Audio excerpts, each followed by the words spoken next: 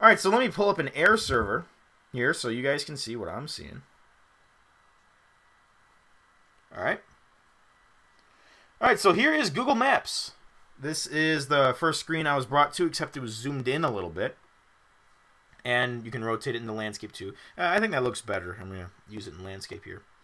So here's the font they use to label everything. It's kind of a nice thin font. I actually like that. And remember, this is the first time I'm using it, so you're getting like my real first-time reactions for everything. And it zooms pretty smoothly. I'm also screen sharing this right now, so it probably is even smoother when I'm not screen sharing it. And it's obviously smoother on my device than it is on the show for you guys, but I'm telling you, it's pretty smooth. I'll even take a look at it when I'm done screen sharing to see how smooth it is natively. So here we go. We're looking at the world right now. And it's moving around pretty fast, no lag. I can rotate, just, you know, you can pinch in and out easily. You can rotate with 2 fingers. You still have that double tap feature. And Street View is in here as well, so that's still in there. We're going to take a look at all those great things. So press the compass to orient myself.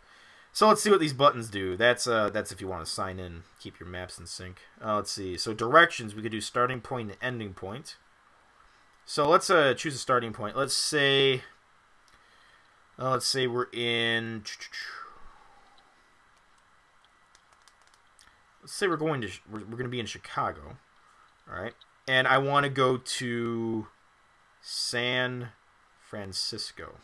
So there's the search results, suggestions. You can just tap them, and it automatically loads them. So it gives me my from and to location on the top here, it looks like, and it gives me my ETA, my miles. So it's 2,131 miles, 1 day, 9 hours, and 11 minutes. It tells me the traffic, and it tells me where I'm going here. I can just swipe up. It lets me know if it has tolls or not, and I can scroll through this to give me the directions. And if I tap something, it will bring me right to it on the map and give me an arrow. And I don't think it has like voice in here yet. Like for turn-by-turn directions.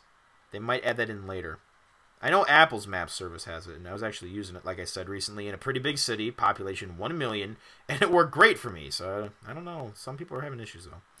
So yeah, that's how it works, and then I can just tap this and go through the steps here in the corner there. I can hit back, and it brings me back to my list. I can tap another instructions so it shows where to go. And I can press the side button here with the little ellipses on there. And I can show traffic, public transit, satellite, and Google Earth. I think I can actually launch the Google Earth app. So I'm going to go to satellite here. And now we got our satellite images. Still going smoothly. And like I said, it would probably be even smoother if I'm not screen sharing. So let's zoom out and see how those load. And it shows me my route on here still. So we'll explore some other cool places in 3D as well. Or not 3D, excuse me, satellite.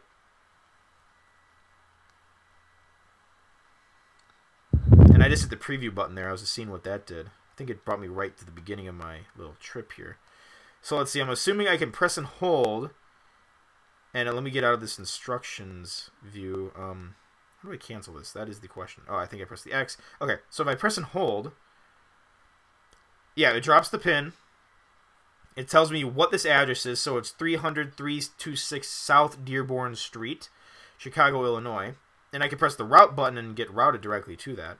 But I can swipe up, see a Street View here. I can save it and share it. And if I share it, it gives me this. Ooh, that's actually a custom menu there. That looks nice. So if I tap Street View, it brings me to Street View. And here we have the awesome, innovative, original Google Street View feature. I can just move around, see where the Street View cars have been. They took pictures. And I can just move along the street here and see what the place looks like. So yeah, this is South Dearborn Road in Chicago, apparently. And I can pinch, just do a pinch gesture to zoom, and just use one finger to navigate around. And this button here, this blue button, or this button that turns blue, this rotation button or something, I think that like locks the rotation.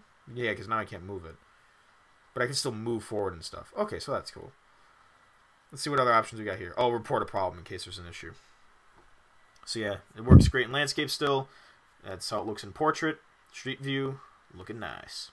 Let's go back to landscape. And we're going to tap the screen, and then you get your menus again. So like the menu here for reporting a problem. and the back arrow, which brings us back here. And we can just, it's pretty much just all in the swipes right here. When you have a panel at the bottom here, you can just swipe that up, get more, or swipe it back down if you want to go back to the map. And your search field is on the top there. And you can still pan around in here. So yeah, let's do Street View in one more place. Let's do the Apple campus in, let's see. I'm losing it. Cupertino. Gosh, how did I forget that? So let's see, Apple campus. Actually, yeah, I don't know how I forgot that. I was thinking of the address, 1 Infinite Loop. That's what I was thinking of. I put in autocorrect or something.